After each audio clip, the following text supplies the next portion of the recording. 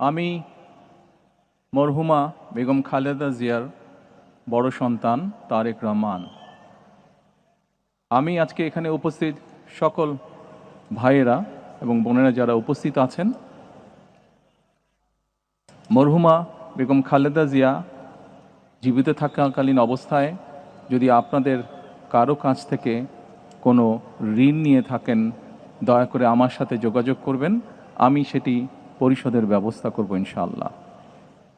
একই সাথে উনি জীবিত থাকাকালীন অবস্থায় ওনার কোনো ব্যবহারে, ওনার কোনো কথায় যদি কেউ আঘাত পেয়ে থাকেন, তাহলে মরহুমার পক্ষ থেকে আমি আপনাদের কাছে ক্ষমা প্রার্থী।